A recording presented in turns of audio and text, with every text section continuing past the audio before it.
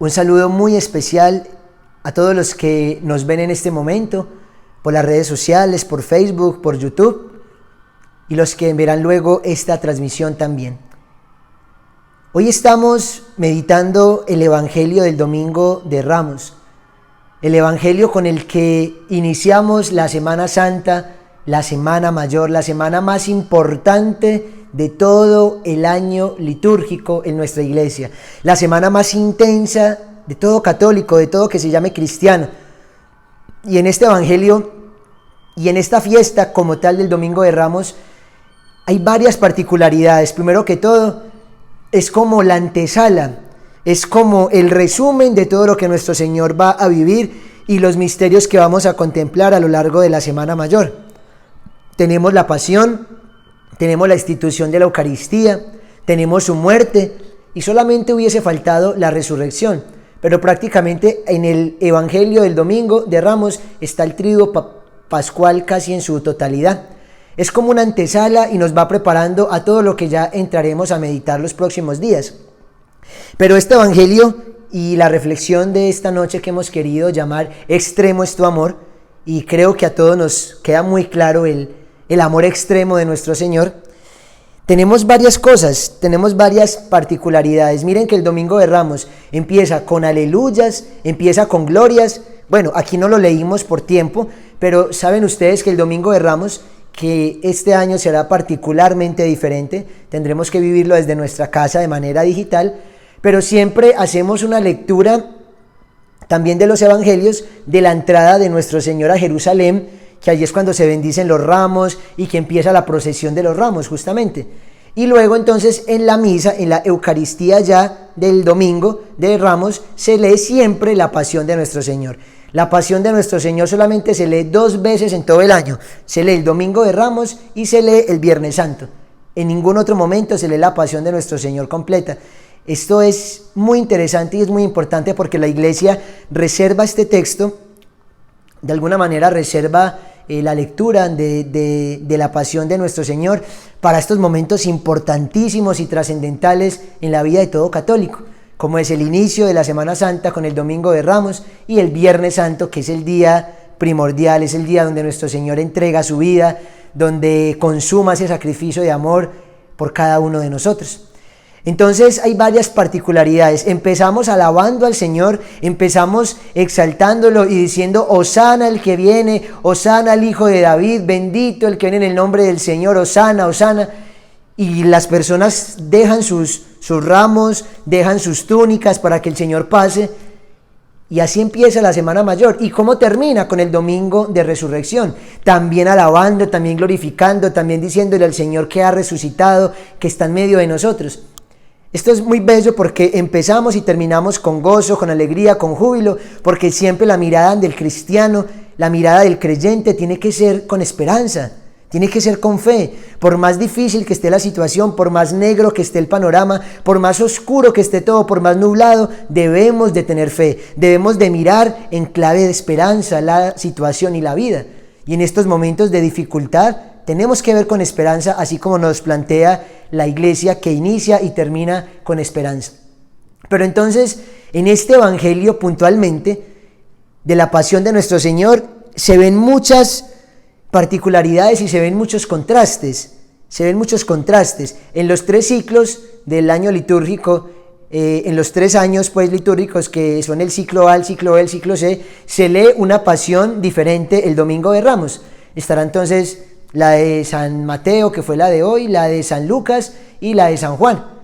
Y si no estoy mal, San Marcos. Bueno, hay varias lecturas de la pasión de nuestro Señor según el ciclo que se esté viviendo. En este año nos tocó el ciclo A, y en este Evangelio del ciclo A hay varias particularidades. Empecemos con lo primero. El Señor entra como Rey en el Domingo de Ramos, y en menos de 8 días ya está siendo crucificado como el peor de los malhechores. Empezamos con los ramos alabando al Señor y terminamos en menos de 8 días crucificándolo. De alguna manera esto nos deja ver la actitud de todo hombre para con Dios.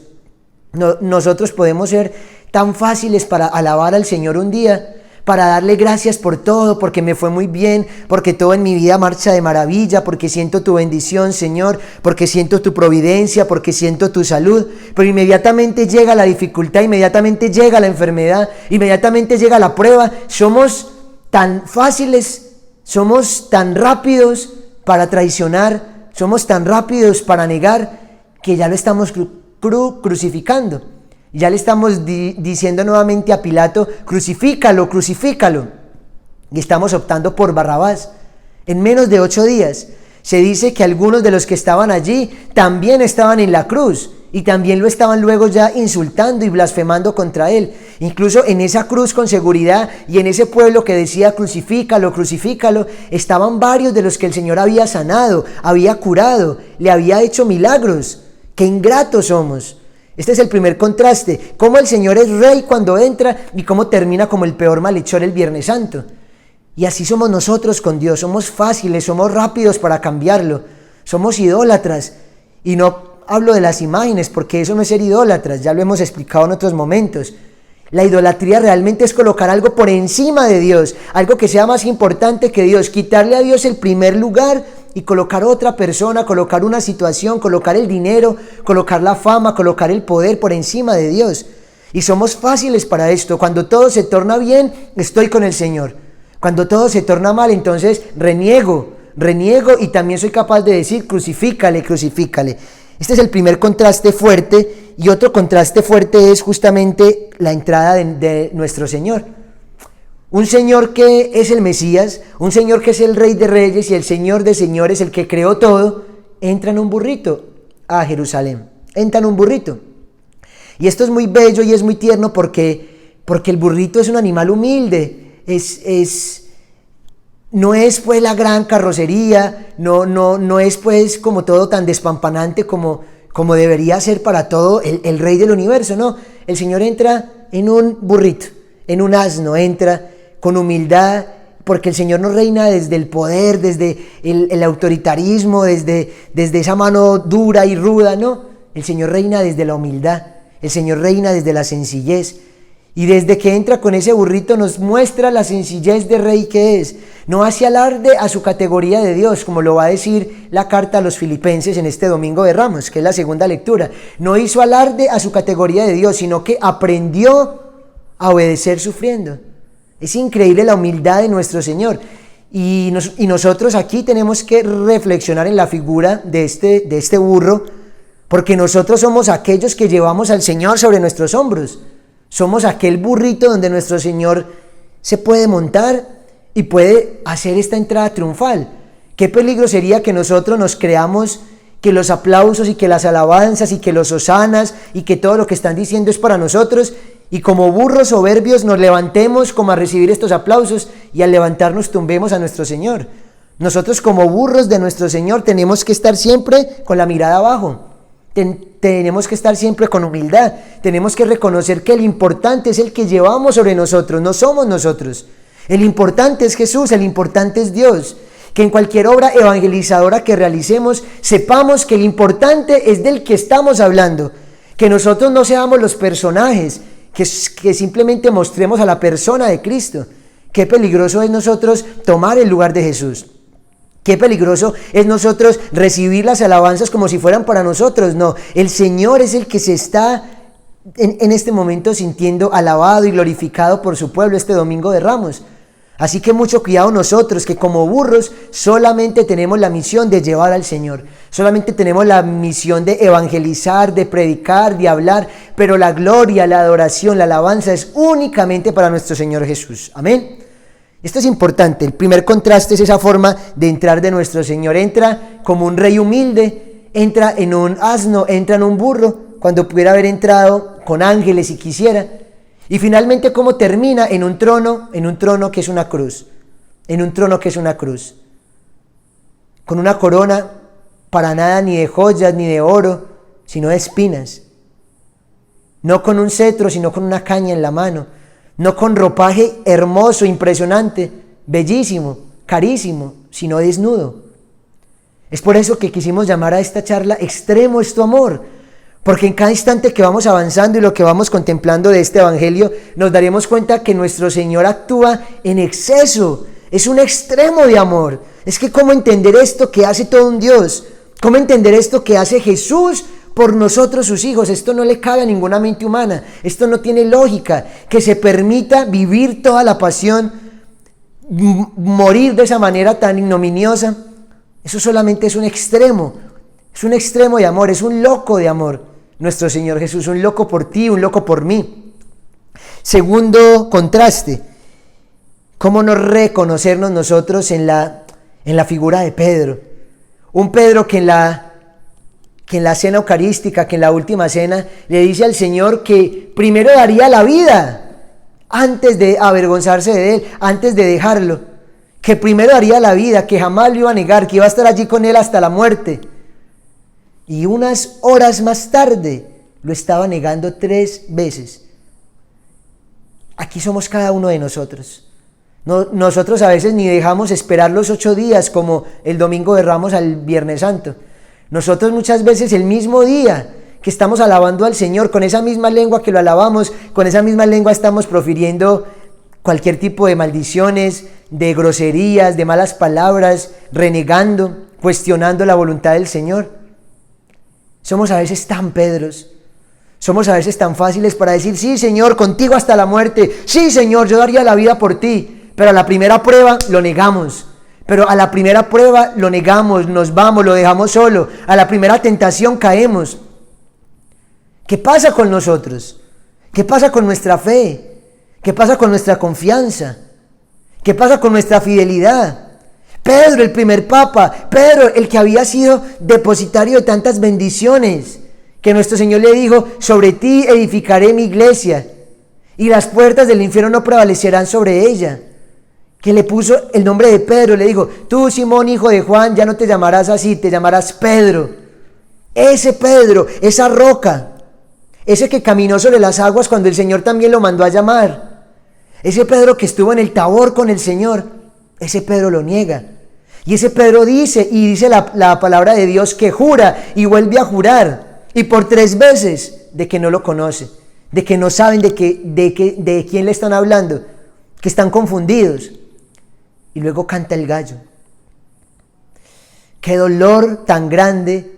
Y cuentan los místicos, Luisa Picarreta, Ana Catalina Emmerich, varios místicos, que cuando canta el gallo, Pedro mira a Jesús y Jesús mira a Pedro. Y es un intercambio de miradas, la mirada del dolor por haber sido negado y la mirada también del dolor por haber negado. ¿Cómo se sintió Pedro al ver al maestro, al ver cumplida la profecía, la promesa de que antes de que el gallo cantara 2 veces, tú me habrás negado 3 veces? ¿Cómo se habrá sentido Pedro, que dice la palabra de Dios, que se soltó a llorar amargamente y salió corriendo? Se soltó a llorar.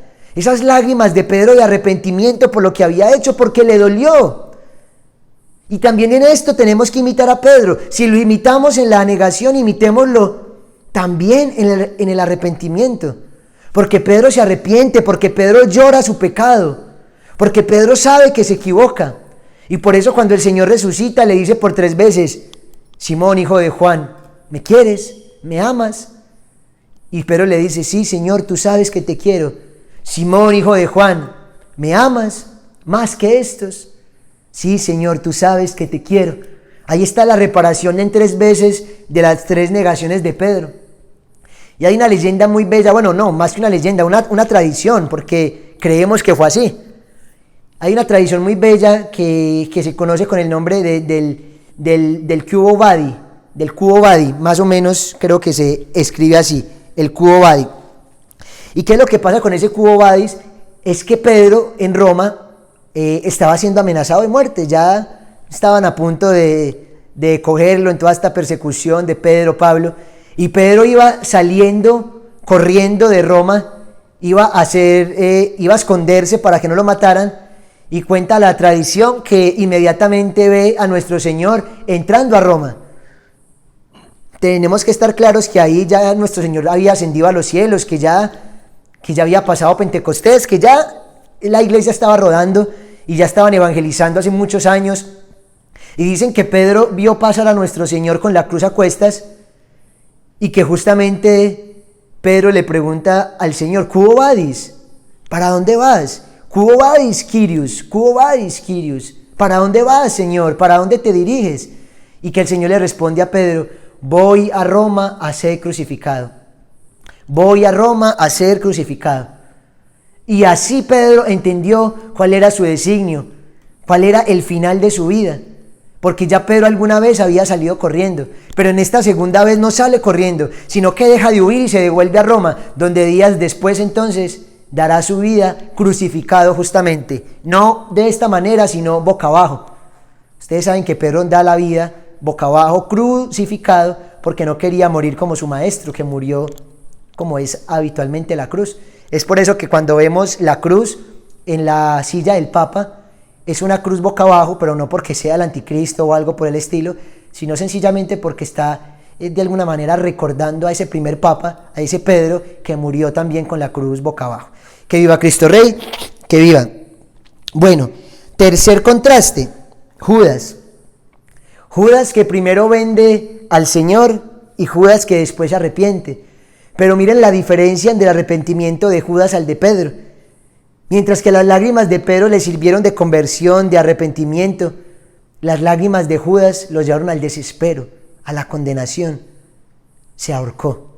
Judas se ahorcó. Pedro vuelve a los 12. Pedro repara lo que hizo. En cambio, Judas no fue capaz.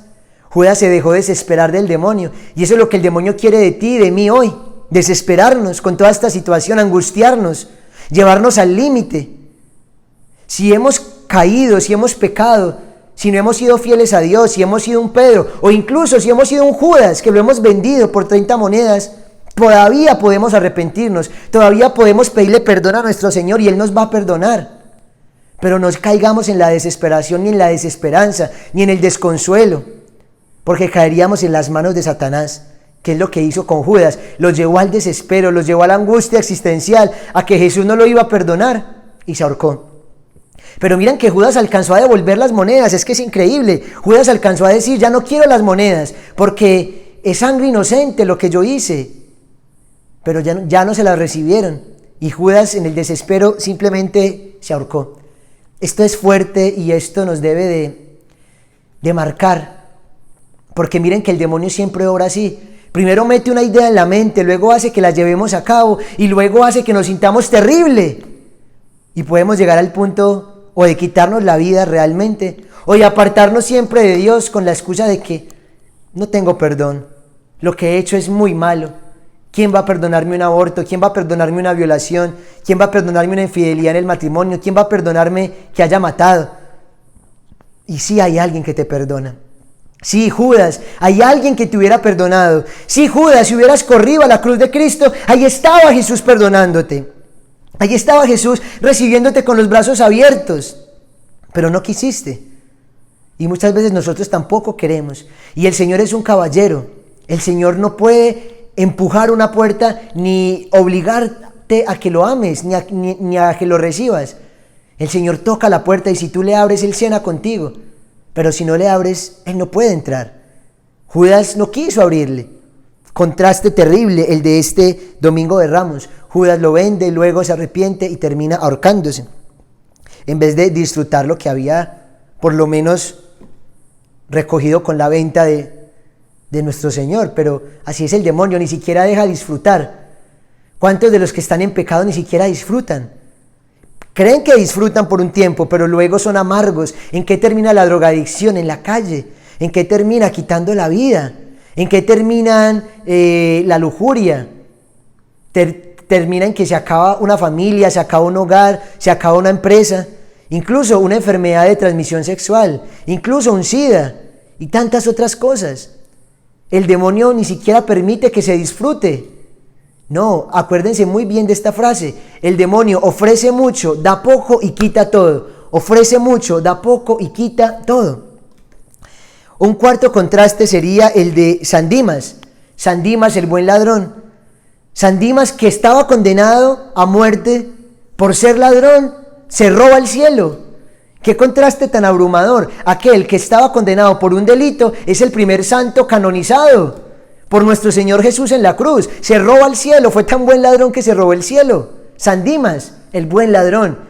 Y es que tenía todo el mérito para robarse el cielo, porque Jesús en ese momento estaba desfigurado, dicen que no parecía hombre. Y si alguien fue capaz de reconocer un rey detrás de esas llagas, merecía también entrar inmediatamente en su reino, porque eso es algo muy grande, eso es algo muy precioso lo que estaba allí sucediendo. Le dice: cuando estés en tu reino, acuérdate de mí, le dice el buen ladrón. Reconoció que era el rey, reconoció que ya iba para su reino. Y el Señor, ¿qué le dice? Hoy mismo estarás conmigo en el paraíso. Aquel que reconoce al Señor como rey en la cruz, merece también reinar con él en el cielo. Amén. Aquel que reconoce a Jesús como rey en la cruz, también merece reinar con él en el cielo. Por eso cuando llegan estas pruebas, estas cruces humanas, estas dificultades, tenemos que reconocerlo también ahí. Tenemos que amarlo también ahí, tenemos que estar también con él ahí, tenemos que demostrarle también ese amor extremo, porque extremo fue su amor, porque su amor se culmina en una cruz, porque su amor no tiene medida, porque su amor fue total, porque no escatimó y derramó hasta la última gota de su sangre por ti y por mí, hasta la última gota. Dicen los evangelios que cuando le atraviesan la lanza sale sangre y agua, y salía agua porque ya no tenía ni una gota de sangre para derramar. El Señor es radical. Cuando el Señor se entrega con todo. Extremo es su amor, excesos de amor de un Dios que no piensa sino en ti y en mí, un Dios que no más pensó en cómo salvar a su criatura y sabía que el error del pecado original solamente podía ser reparado por el mismo Dios, y por eso Jesús viene a la tierra, y por eso Jesús se encarna en María, y por eso padece, y por eso llega hasta la cruz, por ti y por mí. Extremo es su amor, extremo. Y el primer fruto de esa cruz, San Dimas. Y para no ir muy lejos, el cirineo también es un fruto. El cirineo se convierte también al ayudarle a cargar la cruz. Luego también Longinos o Longinos, aquel soldado que le atraviesa con la lanza, dicen que también se convierte de inmediato, que al caerle esa sangre y agua en los ojos, se le abren los ojos espirituales y se da cuenta que estaba frente al Hijo de Dios. El Señor es espectacular, el Señor es de verdad un loquito de amor. En todo momento está rescatando almas, incluso en los momentos más dramáticos de su vida, está rescatando almas. Ese es el exceso de un Dios, es el exceso del amor. Un quinto contraste para ya pasar a la parte final, porque no tengo mucho tiempo, es Pilatos. Pilatos está en una situación muy difícil. Pilatos primero sabe que es inocente y lo quiere salvar y quiere que él hable y que diga algo, pero luego termina lavándose las manos. ¿Cómo se parece también a nosotros? ¿Cómo nosotros somos unos Poncio Pilatos tantas veces? ¿Cómo nosotros somos capaces muchas veces de saber que estamos haciendo algo malo, de saber que podíamos hacer algo mucho mejor, pero aún así nos lavamos las manos? ¿Cuántos de nosotros sabemos que el aborto está mal, pero nadie se levanta a hablar en contra del aborto? ¿Pero qué pensarán mis amigos de mí? ¿Cuántos saben que hay una persona cercana que está viviendo en pecado, en unión libre, y tú, teniendo la verdad de Dios en tus labios, no te atreves a decirle: hermano mío, amigo mío, estás mal, te estás condenando, vuelve a los caminos de Dios, hay otra salida? Pero nos da respeto humano, nos da vergüenza, nos da miedo. Como a Pilato también le dio miedo que lo juzgaran, que lo acribillaran, que le quitaran esa posición que tenía. Y Pilato, sabiendo que era inocente y aún recibiendo de su esposa Claudia la petición de que por favor lo tratara bien, que había soñado con él toda la noche, Pilato se lava las manos y dice: allá ustedes, no me hago responsable de la sangre de este justo. Y realmente sí es responsable, en menor medida que los judíos, que los fariseos, pero es responsable. Nosotros somos responsables de lo que sabemos, somos responsables de lo que el Señor nos ha dado, somos responsables de la familia que tenemos, de los amigos que nos rodean, del trabajo donde estamos, somos responsables de llevar la luz a esos lugares de tiniebla. Somos responsables, no podemos lavarnos las manos ante las dificultades, ante los problemas, ante los flagelos de la humanidad. Tenemos que levantar la voz. Y así hubiéramos perdido el cargo, como hubiese hecho Poncio Pilato, y hubiese ganado el pueblo encima. Incluso si hubiera perdido la vida Poncio Pilato, hubiera ganado la vida eterna. Porque el Señor dice: aquel que pierde su vida por mí, la ganará. Así que tenemos que mirar cómo vamos a hacer.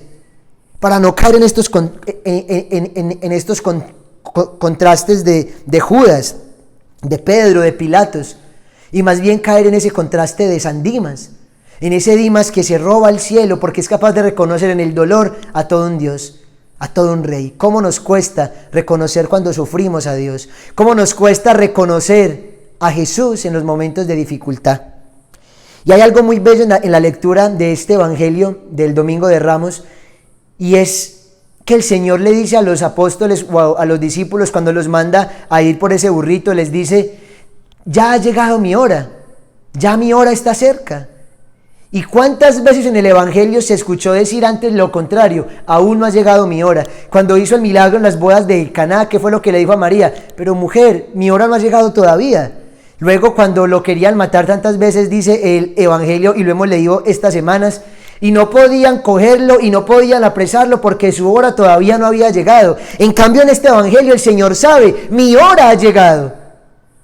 Mi hora ha llegado. El Señor sabe que la pasión es el momento de su glorificación, porque allí es cuando se ve más Dios, más que en los momentos de milagros. Es en la pasión para lo que siempre se ha preparado, esa pasión tan dolorosa de nuestro Señor.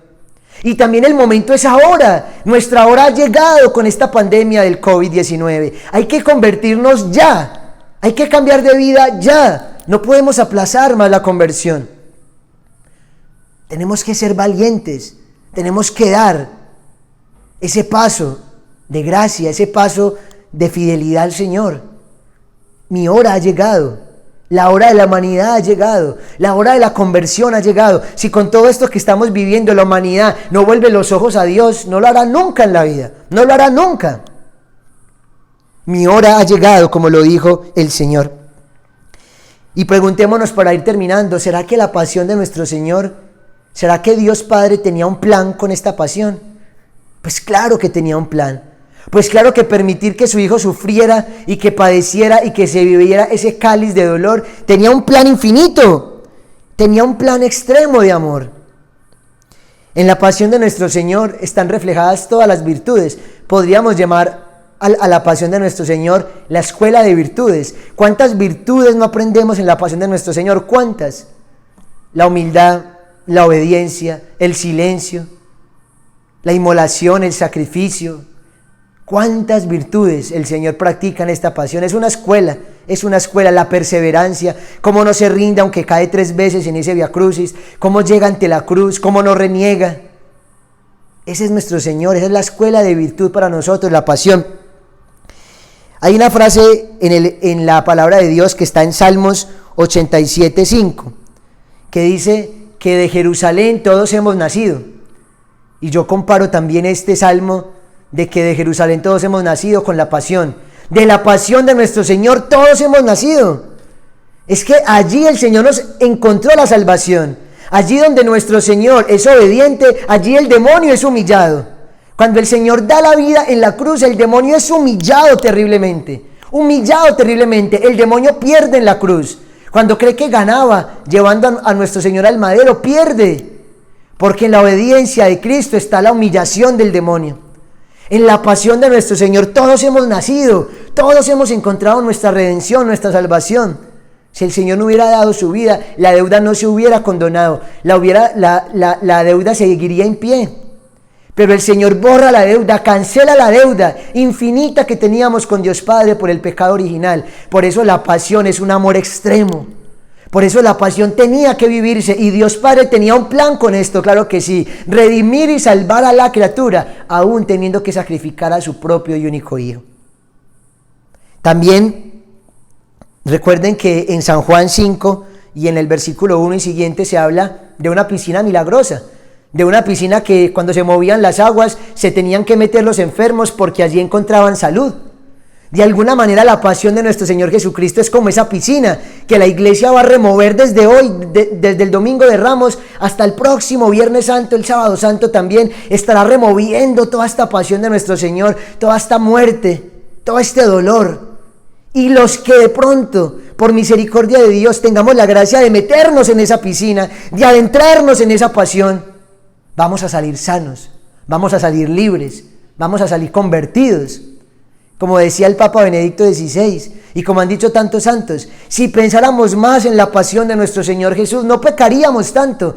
¿Quién podría pecar meditando la pasión de Jesús? ¿Quién podría pecar viendo a nuestro Señor latigado, ultrajado, con la corona de espinas, crucificado? ¿Quién podría pecar? ¿Pero por qué pecamos? Porque no la meditamos. ¿Por qué pecamos? Porque no tenemos presente su dolor y su entrega por nosotros. ¡Que viva Cristo Rey! ¡Que viva! No más imaginémonos esto para que entendamos el valor del sufrimiento de nuestro Señor y por qué sudó gotas de sangre en el huerto de Getsemaní. Imagínense el infinito del universo, las millones y millones de galaxias, y esas galaxias tienen millones de sistemas solares y los sistemas solares cientos de planetas. Imagínense todo el universo en su infinitud en forma de pirámide al revés, en forma de pirámide al revés. O sea, que todo el universo se sostiene sobre una punta. Imagínense ese punto, ¿cuánto está soportando? El peso del universo. Ahora traslademos ese universo y el punto es el corazón de nuestro Señor Jesucristo. Eso fue lo que padeció nuestro Señor en la pasión.